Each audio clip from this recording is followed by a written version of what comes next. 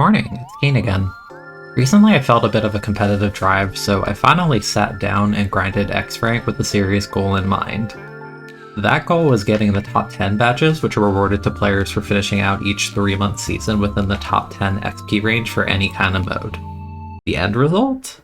I won! So today I'm here to give out some advice about improving your own gameplay from mostly a mentality-focused perspective, and I'm going to explain some of the nuances of how Splatoon 3's matchmaking attempts to work, so that you can have a better understanding of it. This is an unscripted video, so it is mostly just me talking, and I'll throw relevant X-Rank footage from my own sessions in the background, so feel free to just listen to this video because I think it'll be helpful to you in both ways. Also, before we get into it, if you like this video, remember to leave a like. If you really like what you hear today, then subscribe. And if you really like what you are hearing and seeing today, then I actually have open channel memberships. I made the lowest tier only $1 a month, so if you really enjoy what I do and you want to support me, then that'd be awesome and really appreciated. I'll throw your name in the video and possibly do more in the future. So anyways, getting into it. Number 1, I don't really know if I'm actually going to number these. I'll see how I do it in editing, because again, no script here, just general notes, so I can sort of kind of keep a general train of thought while doing this without rambling too long about any individual point. But number 1 is you need patience to do this. Losing is naturally frustrating, but it's unrealistic to expect yourself to win every single game. You will have sessions where you win a lot in a row, and you will have sessions where you lose a lot in a row, and those will frustrate you. Either way, you're going to need patience because it's just not realistic to expect yourself to win everything. That isn't to say you're going to become totally numb to losing. I'll tell you straight up, even me, a very calm individual, can get frustrated by X rank, to say the least. And it was funny because, I talk with my friends while I'm doing this, or sit in VCs while I'm grinding it out, and, they may not be watching the whole time, but they'll kind of just be like, wow, with how exasperated you sounded, that session sounded like the worst thing ever, and then by the time the rotation is over and I've sort of like mellowed out again, I'm kind of just sitting there and go, yeah, that wasn't so bad, I lost like 20 points. Number 2 is that you're going to need to understand the luck-based nature of comps, and what do I mean by that? Well, the game's mirroring system, which I will show on screen, so that's one visual you might want to look at. I'll probably leave a picture in the description if I remember. If I don't, yell at me, I'll throw it down there in the comments.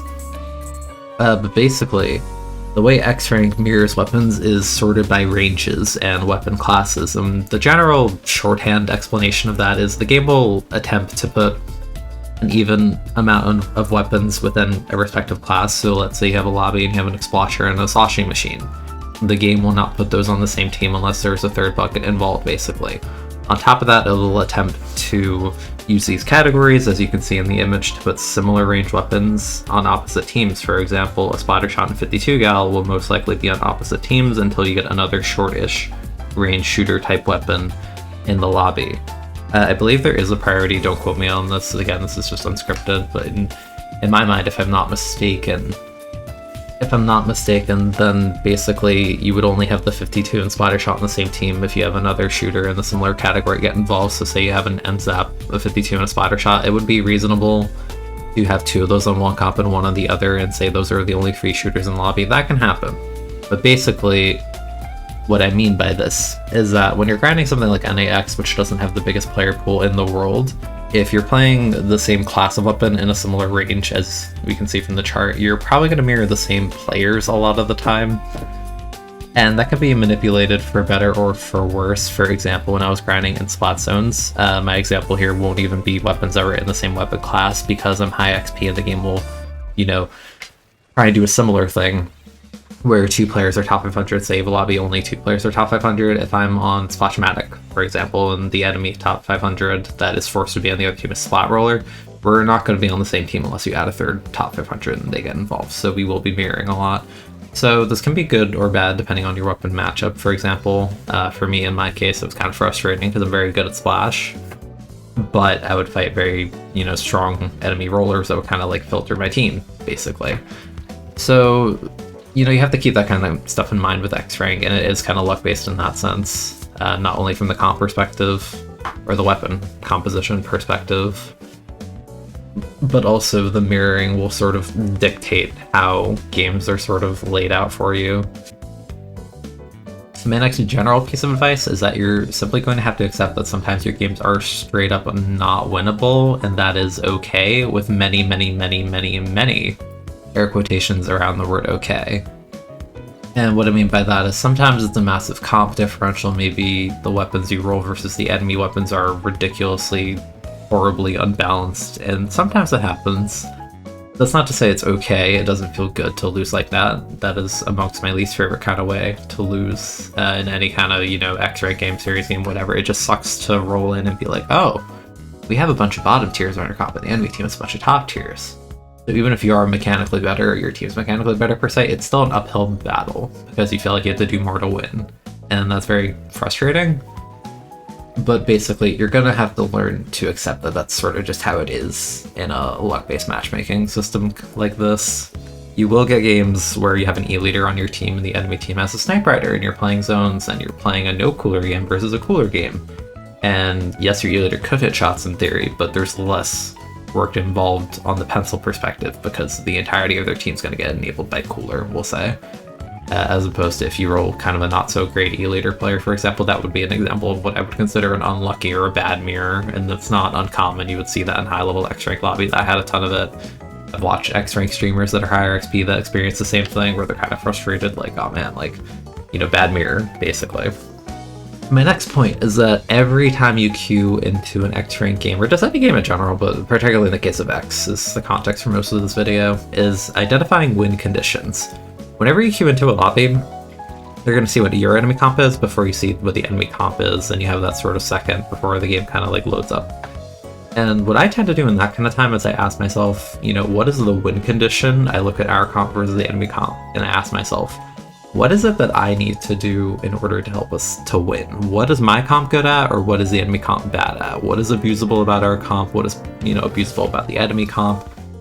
Basically, try and figure out how to, like, what the best way to go about winning is, right? So for a simple example, I'm not going to lay this out perfectly, so pardon that it isn't like the greatest example. If I queue into X-rank zones, and I see my comp has, you know, more paint than the enemy, say I'm Splash-O-Matic, I'm a painting shooter, I also roll a Dreadringer with Reef Slider on my team, and the enemy team rolls, I don't know, let's say, like a Neo Machine, right?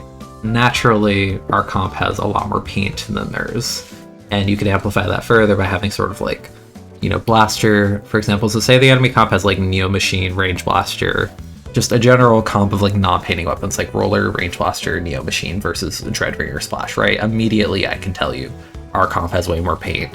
If we play a more survivability based way, we'll probably end up doing really well because we just outpaint them naturally over the course of the game. But then if you flip that perspective and you're the comp that has a lot less paint in a paint-based mode like that, then your win condition is more aligned to, oh, we can't outpaint these guys, we have to outkill them to win. And that's, you know, a really simple example. I could go on like that forever about various examples, but that's just a simple sort of, you know, win condition thing, one perspective to another. It's like, oh, we have these tools that are really good at better comp, and they don't have these tools, so I want to play like this. Or, oh, enemy comp has this, and we don't have that, so we need to play like this. You'll kind of learn that more naturally as you play the game, and you sort of like stare at it and realize like, oh, you know, if I lost this game, and I'm seeing like, oh, the enemy team had way more paint, I had to play more aggressive, for example. Or like, oh, you know, we could have outpainted the enemy team, but I played too aggressive, and I died too much, right? Simple stuff like that. I think that's an important thing you're gonna have to learn when grinding something like this. The next point I want to make is about generally just determination, I guess, as a concept. I would say, you know, from my perspective, making the video, my goal was top 10 in a mode for the season, and I actually kind of sort of almost did that for 2 modes. In zones I was top 10, I got power crept a bit, I had one bad session, I lost like 180 the night before final end of rotation, and you know, that actually did fall into the above. I say above, but it's more previous for you because it's in video format, I'm just looking at my notes. For me, that fell into the category of like, I got really unlucky, I had to fight a stronger enemy comp than me, and I rolled a bottom tier, you know, weapon on my team. The player wasn't the greatest either, so, you know, I lost 2-3 in a set, I lost like 100 points, you know. Obviously, you're not happy about that, but it happens. But basically, going back to my point, determination, setting goals for yourself. Your goal might not be top 10. It probably is not. The vast majority of you are definitely like not going to even like probably be super seriously attempting that, sure. But I think setting goals for yourself with each session that you play with, you know, wanting to improve some aspect of your gameplay is really, really good and it'll help you improve. You know, it could be all sorts of things. You could sit down in a session and say, hey, I need to improve my aim, or hey, I need to improve my general awareness or use the map more and be able to read it more effectively, quickly, so I can, you know, identify how the game state looks. It might be practicing win con recognition, as I mentioned, looking at my comp, looking at enemy comp, being like, oh, you know, if we win this game, I think it should look like this. It could be trying to play with the intention of getting less frustrated in general. And the concept of getting less frustrated in general ties into my next point. The only consistency in solo queue is you're constantly queuing with yourself and your weapon, and that sounds kind of silly, right? But what I mean by this is that yourself, the mentality you bring to the table, the mechanics you bring, your understanding of the game, that's a consistent thing you have control over, and that's why it's like extremely frustrating to kind of be losing, right? Because you know when you're not playing well for the most part, and admitting that to yourself. And the other point of that I mentioned is your weapon. Because the weapon you bring to solo queue matters a lot. It determines your mirrors, it determines what, you know, you're offering a composition of 4 weapons, be it a weapon that's good at killing, a weapon that's good at painting, all of that sort of stuff. And some weapons are naturally, you know, going to be more successful in solo queue. The world of solo queue is not totally disjointed from, you know, competitive 4v4 team-based viability. However, there is some differences because some weapons will be slightly better or worse than they would be otherwise, because you're playing solo queue naturally means no callouts. So some weapons such as, you know, Octobrush, which don't see the greatest amount of success in a competitive, you know, in a callout environment, they might see more success in solo queue. Stuff like 52 might see a bit more success. Granted, it's good and competitive either way, but you know what I mean by that, right? Where it's like, you'll get away with more stuff in solo, you know, when you're like a roller, a carbon, an Octobrush, versus a weapon that's a bit more reliant on its teammates to succeed. Let's say something like Explosher benefits from, you know, a more organized competitive environment, because as strong as it does have a lot of weaknesses that, you know, teammates can compensate for. So some weapons will be more or less viable depending on what you're rolling into solo queue with. So that's something to keep in mind as well.